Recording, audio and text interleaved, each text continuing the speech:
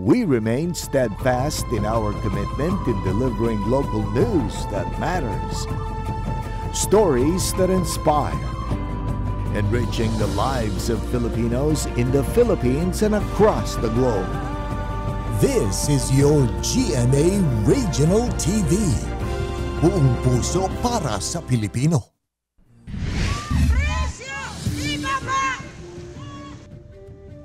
Mga progresibong grupo nagprotesta ngunya na Labor Day.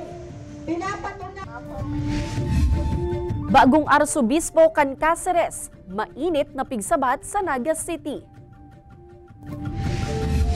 Asin, mga naghahanap ng trabaho, nagruso sa Labor Day Job Fair.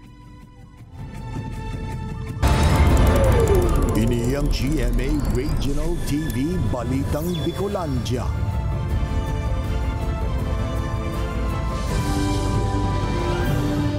Diyos marahay na hapon mga kapuso, uninaan Balitang Bicolandia. Hatud miyan pinakadarakula asin pinakabagong mga bareta sa Kabikolan. Kami ang tropa nin katotohanan, mahatud nin mga baretang mayong pigkikilingan, mayo nin pigpoprotehiran. Live halik digdi sa GMA Complex sa Naga City, ako po si Kate Dalovieres. Selebrasyon kan Labor Day ngunya na aldaw sinabat nin hiru protesta kan mga progresibong grupo. Ilang kaw ang sweldo, asin ibaba ang presyo kan mga barakalon, kurahaw kan mga ini. Tutukan sa report ni Chris Novello. Bit-bit ang mga placards dagmarcha sa kasentrohan kan siyudad ni Nagaan man na lain na progresibong grupo kasabay kan selebrasyon kan Labor Day. Kurahaw kan mga ini an man lain agrangay sa gobyerno urog na anhurot na lang kawan ang sweldo kan mga obrero. Ibabaan presyo kan mga pagkakana sinibapang barakalon na nagpapasakit subot sa mga minimum wage earner. Dapat subot na ini ani prioridad kan gobyerno imbes natutukan ang charter change o chacha. Sa realidad, sa totoong buhay, dahil pag-iraray nakakasapat ang 365 minimum wage, duman po sa 1,190 na kumbaga living wage kang sarong pamilya. Ano po, dahil ita nahihiling na ang chacha, solusyon siya sa kahirapan. Ano po, pero nahihiling ta kaya ang Kongreso, iyo talaga ang binubusol. Pigkukon din naman kan grupo ang pagtatapos kan PUV consolidation kung sain perang super ang nawaran ng hanap buhay sa mismong Labor Day. Matapos ang pagmarcha sa kasentrohan kan syudad, nagkaiguan mga ininihalipot na programa sa Plaza 15 Martires. Mahigot man ang inilatag na seguridad kan mga otoridad.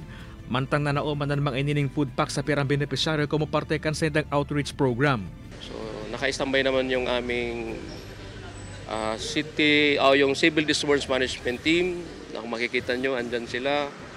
So para kung kailangan ay may bulis namin agad-agad. Kay banan si Carlo Abunita, Chris Novello, Balitang Bicolandia. Gadanan sarong lalaking rider makalihis na mag-overshoot pag-abot sa pakurbadang parte kan tinampo sa barangay San Roque, Virac, Catanduanes. Sa CCTV footage kan barangay, may hiling na dikitan pa kaining mabangga ang kasabay na motorsiklo antes dagos na nagtama sa sarong steel railing asin nakaparadang lunadan. Sigun sa Virac MPS, gikan sa inuman ang rider asin papuli na kuta na sa indang harong kan mangyari ang aksidente. Nagpagirumduman ang barangay sa mga motorista na doblehon ang pag-iingat tanganing malikayan ang mga siring na aksidente sa lugar. Nagsayuman naman sa entrevista ang pamilya kan biktima. Reminders na lang po, mag-ingat po tayo dito sa kalsada kasi medyo accident prone area po talaga.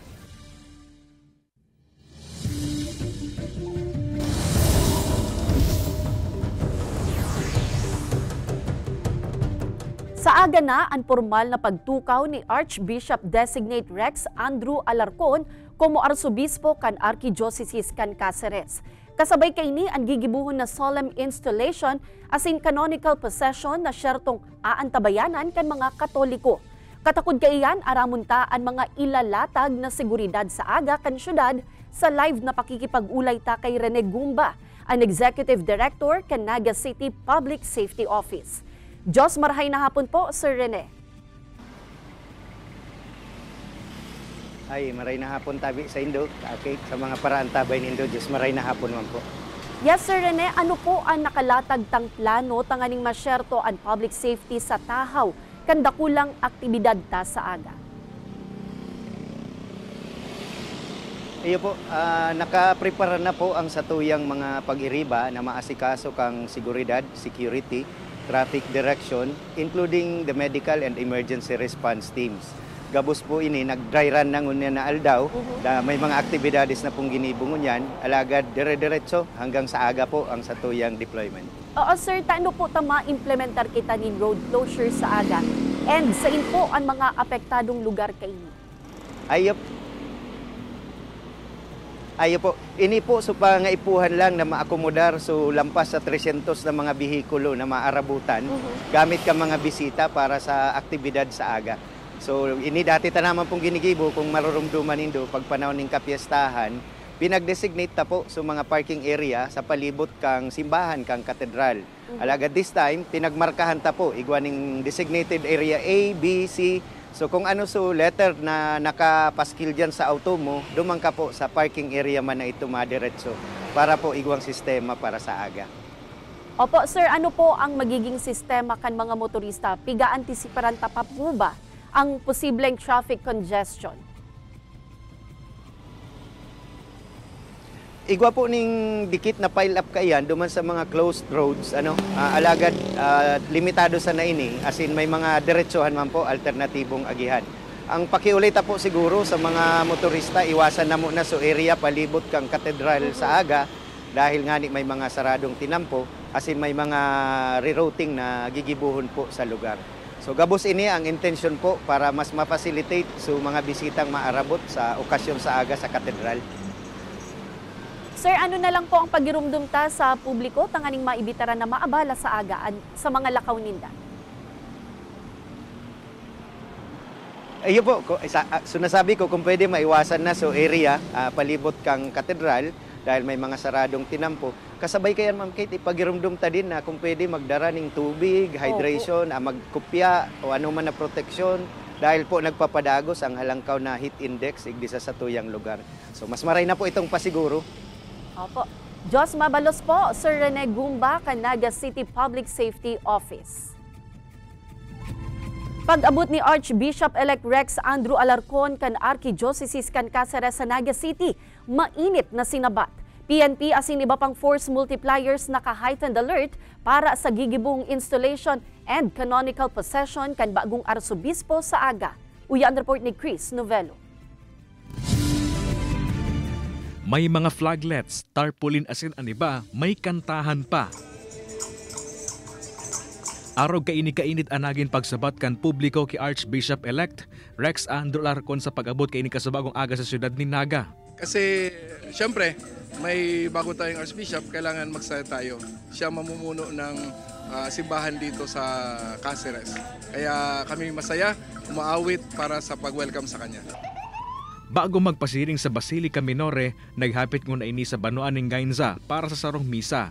Mahigot ang inilatag na seguridad kan mga otoridad sa convoy nagikan pang Camarines Norte hasta sa makabot ini sa syudad. Sunod na ginibo ang seremonya kan Rite of Entrustment to Ina asin civic reception sa Basilica Minore. Ang mga aktibidad ngunyan na aldaw parte kan mangyayaring installation asin canonical possession ni Bishop Alarcon sa aga, como bagong arsobispo kan Archdiocese of Cáceres, karibay ni Archbishop Rolando Trietero na makalis ining magretiro. Katakod kaini naka-heightened alert na ang mga otoridad, katakod kan mangyayaring aktibidad sa aga. Labi 500 sa security personnel na kumpuesto kan PNP, PSO, BFP ni iba pang force multiplier ang ide-deploy sa aga. Standard package po ng security preparation pag may mga ganitong mga significant event ay nag-establish po kami ng mga command post dyan sa area. So ang command post po ay advance na siyang magre-react in case na may pangangailangan doon sa sitwasyon. Nangapodan man ang simbahan sa mga madalan kan installation na sin canonical possession sa aga na magdara ng tubig asin pamaypay din huli sa mainit na panahon. Kaibanan si Carlo Abonita asin Gerald Gandia, Chris Novello, Balitang Bicolandia. LTFRB Bicol tinugutan na makapamasada ang mga tsuper asin operator na nakahabol kasuudma na magpa-consolidate. Impounding area kan LTFRB nakaandam na oras na magpuuna ang pagdakop sa mga unconsolidated PUV na padagos na namamasada. Uyan report ni Chris Novello. Nakapila para magpapanot nin pasahero ang mga jeepney driver na sina Lionel Pabali asin Wilfredo Lieva kan rutang Naga-Calabanga vice versa. Sina Wilfredo asin Lionel parehong miyembro kan transport cooperative sa nasabing ruta na last minute na naghabol sa PUV consolidation kasuudma. Kung kaya mas kumpiyansa na subuot sindangon niya na mamasada asin ay natakot na kupon kan mga otoridad. Garantiya naman subuot na may maipupulisin na sa indang pamilya. Po dahil si Presidente mi na yung naglakaw para kami makalawag sa kooperatiba na pa-adapt. Trabaho tayo Tinugutan man kan LTFRB na makapamasada ang mga PUV na naghabol na magpa-consolidate kasuugma. Nag-extender pa ang opisina ng office hours kan isa nang iakomodar ang mga naghabol sa PUV consolidation. Mapo naman ang ahensya na magpadara ng show cause order sa mga tsuper asin operator na dain nagpa-consolidate. May koordinasyon naman ng LTFRB asin LTO in kaso magpuunaan mga ini na mag-flag down kan mga unconsolidated PUV na nagbabiyahe pa. Patuloy po silang nag-uugnayan doon sa central office yung ating mga chairman at saka yung asset natin ng LTO at chairman Guadis. Siyempre po, isa kaming umbrella. So nakahanda po yan sa lahat ng action plan. Kung ano naman po ang gagawin. Ang LTFRB Region 5, maluwang ang aming impounding area, 6.5 hectares ito. Kay Banan si Carlo Abonita, Chris Novello, Balitang Bicolandia. Ini ang GMA Regional TV Balitang Bicolandia. Ini ang GMA Regional TV Balitang Bicolandia.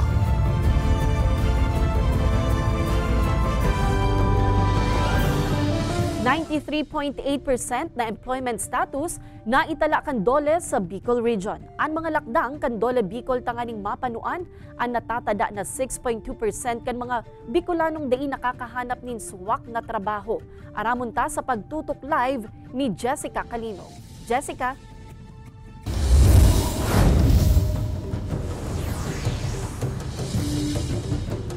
Kate, ngunya na aldaw ang 122nd Labor Day. Asin kasabay nga ni kainian pagkondusir man nin Labor Day Job and Kadiwa Fair kan Department of Labor and Employment Bicol sa anom na probinsya kan rehiyon kung sa inasa 16,718 job vacancies ang pigopresir kan maniba-ibang kumpanya.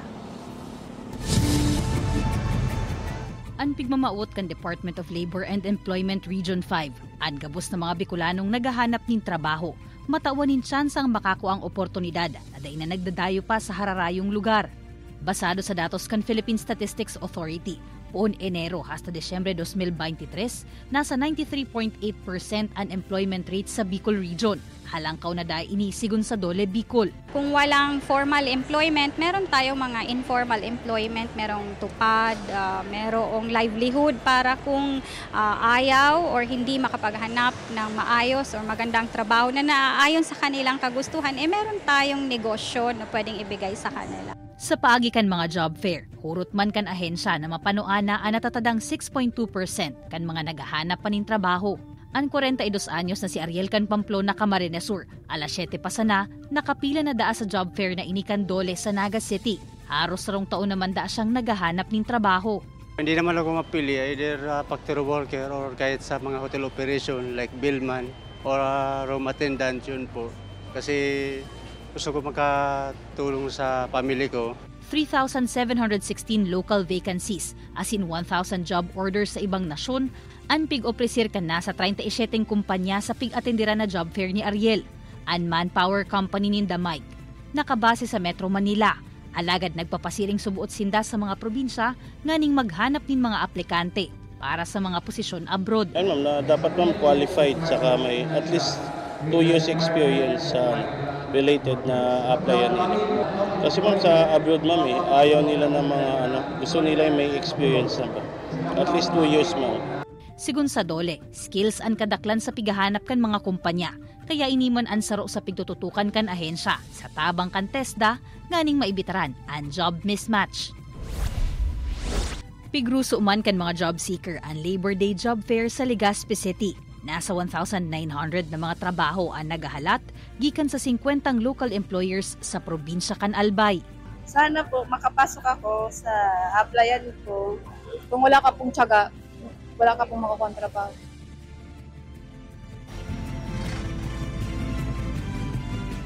Ang piga-abiso Kate kan dole bikol sa mga aplikante na kung mapupwede day na mo na maging mapili sa paghanap ng trabaho asin okay sa naman na magpuon sa pinakahababang posisyon at magiging dalan man ini na makakuasindan ni sapat na eksperyensya asin maabot man ang panahon na makukuha ninda ang target nindang trabaho o kaya posisyon.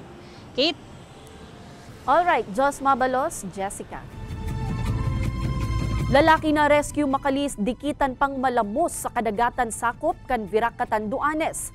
Mantang sarupang lalaki gadan makalis na malamos sa waterfall sa parehong banwaan. Uyan report ni Rosie Nieva. Maswerteng na rescue ang sarong 18 anyos na lalaki na dikitan pang malamos sa dagat na sakop kan Barangay Salvacion, Virac, Catanduanes. Sigun sa report, pinurbaran kaining ko anon ang nahulog na tsinela sa dagat, alagad na darainikan makusog na hukul kan kadagatan. Tulos man na nagresponde ang PCG Catanduanes, asin idinalagan sa ospital ang lalaki. Gadanan sarong 22 anyos na lalaki makalis malamos sa sarong waterfall sa Barangay Hikming, Virac, Catanduanes. Sa report kan mga otoridad, Abril 28 kan magduman ang biktima kaibanan ang mga amigo kaini sa lugar, nag-irinuman asin nagkarigos. Kan hapon na, pighanap na kan grupo ang biktima alaga daini nakua. Kinaagahan na kan madukayan ang lawas kan biktima na mayo ng buhay mantang nagpapataw-pataw sa tubig. Dai manalikayan kang inaakan biktima na magkulog ang buot, huli ta dai tulos sa inda na ipaaram na dai pala nahiling kan mga kaibanan an sa iyang aki antes nagpuruli. Magdamsin na nung totoo sir, kung natatapigibon nila yan sa aki, kung binabayan nila naman sa pulos. Huli sa insidente, para mientras mo ng pigsarakan barangay ang nasambitan ng lugar.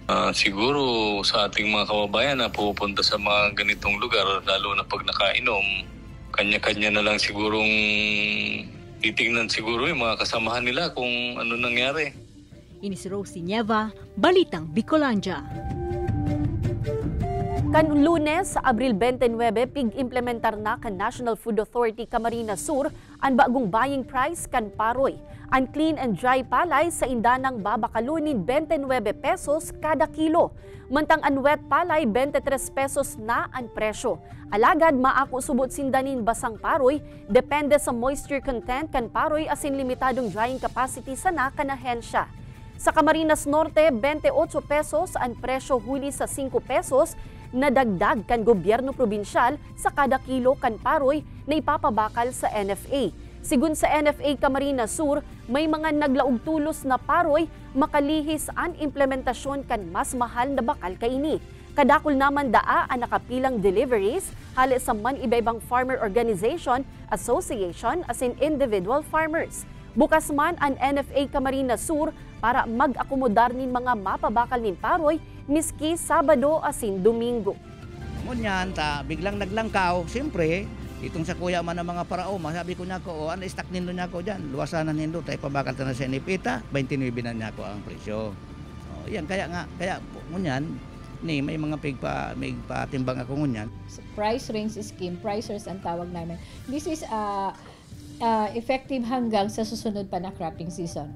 But weekly nga kasi talaga. Weekly ang magiging price, buying price namin. Hindi siya pwedeng 29 hanggang sa matapos ang cropping season, hindi gano'n. Talagang magdidepende kami sa trend sa labas. Ini ang GMA Regional TV Balitang Bicolandia.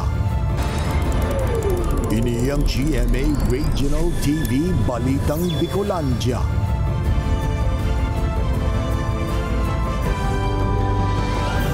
Gas fire nagbungkara sa nasa 3 ektaryang kaduduutan sa Libmanan, Camarines Sur.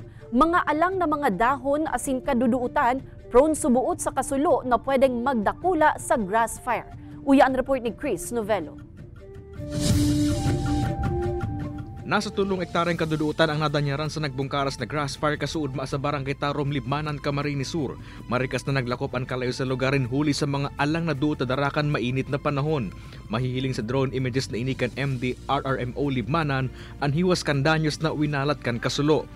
Day pa man madeterminaran kan BFP Libmanan ang naging kausa kan kasulo. The challenges po is nakulao na po si Kalayo and nakulao na sinaabutan kang sulo. Mainito ng panahon, and also ang terrain po medyo baba taas, burubundukin po. Ang matinding init kan panahon sa ngunyan posibleng magresulta sa mga kasulo sigon sa Bureau of Fire Protection. Asin sa sadit na kalayo na pabayang upos ding sigarilyo, pwede magdakol asin maging grass fire, siring ka nangyari sa Libmanan. Nakipag-koordinar naman subutan na hensa sa lambang mga barangay official sa Camarines Sur, nganing malikayan ang mga siring na insidente. Ngunyan, kinakaulay ni ngunyan ang mga barangay captains na kung pwede, iwasan tayo ang pagkakasulo, pagsulo ki mga grass kasi sa init kang panahon, mabilis talaga siya magkalat. Crispy kaya ang mga dahon. Padagos man ang patanid kan mga otoridad sa publiko urog na ta sa forecast kan Pag-asa, posible magpakol sa 46 degrees Celsius ang heat index sa aga Mayo 2. Kay Baran si Carlo Abunita, Chris Novelo, Balitang Bicolandia.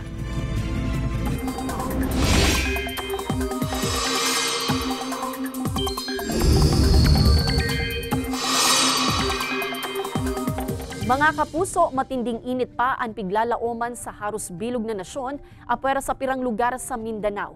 Apwera sa mainit na easterlies, padagos ang pagdanay kan Intertropical Convergence Zone o ITCZ. Basado sa heat index forecast kan Pag-asa para sa aga, posibleng mag-abot sa danger level ang temperatura sa pirang lugar sa Bicol Region. 46 degrees Celsius sa Pili, Camarines Sur, 44 degrees Celsius naman sa Masbate City, asin Virac, Catanduanes. Mantang 42 degrees Celsius sa Daet, Camarines Norte, asin Legazpi City. Basado sa datos kan Metro Weather, hababa ang tsansa nin uran sa Bicol Region, alagad padagos po kitang mag-monitor nin advisories. Maaliwalas ang panahon sa natatadang parte kan nasyon, alagad maging andam kita en kasong magkaigwa nin localized thunderstorms. Nasa 26 na persona lugadan sa nangyaring salpukan kan sarong van asin jeepney sa Pamplona, Camarines Sur. Imbueltong van, kinakan subuot ang linya kan kasabatang jeep. Tutukan sa report ni Chris Novelo. Lugadan ang nasa 26 katao sa banggaan kan sarong pampaserong jeepney asin van sa barangay Batang, Pamplona, Camarines Sur, kasabaong alas 5 din aga.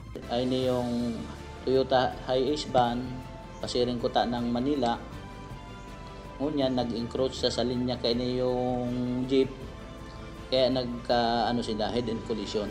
Sa kusog kan impact haros marotan ninutan na parte kan jeepney.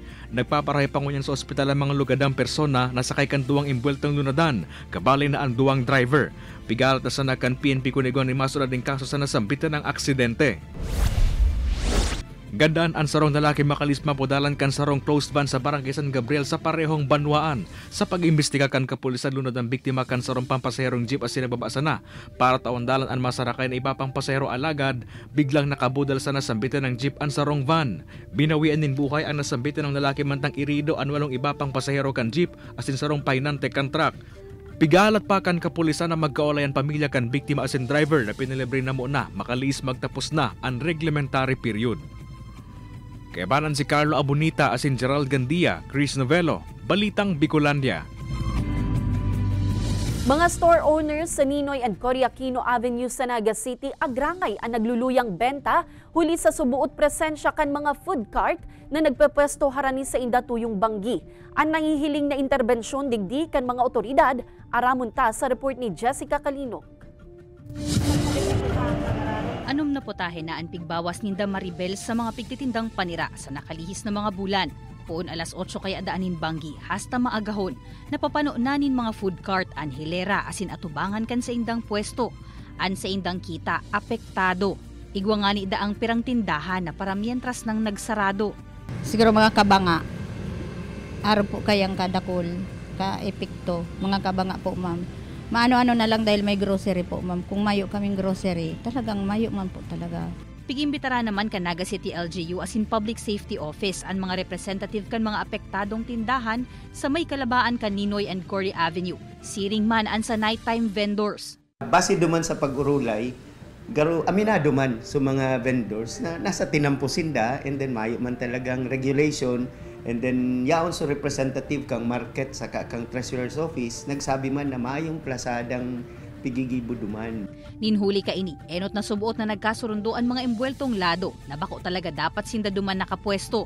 Delikado man kaya na mabanggaan kan mga nagaaging lunadan, taharos magkaibong na porsyon kan tinampo, anokupado. Naghagad naman in asistensya sa Market Enterprise and Promotions Office, nganing mahanapan in alternatibong mapupwestohan ang nighttime vendors.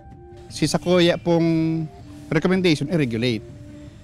Ang totoo, bawal po talaga tinampo ang paglulugaran ninda. Kaya sa maunyan na pag-iisipan, kung saan sinda pwede ilipat. Pag-isip ko si Colosseum, si compound kang Colosseum. Yuda, ini ang nahihiling ninda na pinakamadali na solusyon, mantang di pa nire-regulate ang mga paratsenda. Sigun sa mga nagrereklamong store owner sa lugar, basta mairayo sa inda asin magbayad manin plazada, mayo nin problema. Kaibanan si Gerald Gandia, Jessica Kalinog, Balitang Bicolandia. 11,000 mga college students gikan sa 24 state colleges and universities sa Bicol Region ang nakisumaro sa taunang BITSCON o Bicol IT Students Congress na ginibo sa Camarines Norte. Parte ini kan programa kan Council of Deans for Information Technology Education na nagtataong kaaraman sa mga estudyante dapit sa information technology asin kung paano ini magagamit nin tama. Saruman subuot ining platform tanganing mas matukar ang manungod sa contemporary technologies o ang mga pagbabago sa modernong teknolohiya. Suportado man ini kan DICT kung saan inenkaminar kaini ang mga estudyante na suportahan ang mga programa asin libreng training kan nasambitan ng ahensya. Madadalan ang episode na ini asin iba pang pinakahuring lokal na bareta sa official website kan GMA Regional TV, www.gmaregionaltv.com. Pwede man kamong magbisita sa samuyang official YouTube channel, GMA Regional TV, asin i-click ang subscribe button para sa pinakamaiinit na bareta hala sa man iba-ibang rehiyon. Mabalo sa mga kapusong Bicolanong nagantabay, maging sa mga kapuso nyato abroad. Ninhulita sa GMA Regional TV, Local News Matters. Asin yan ang pinakadakula asin mainit na bareta sa Kabikolan. Ako si Kate Dolovieres. Kami ang GMA Regional TV Balitang Bicolandia, bilog na pwersa para sa mas dakulang misyon asin mas mahiwas na pagserbi sa nasyon.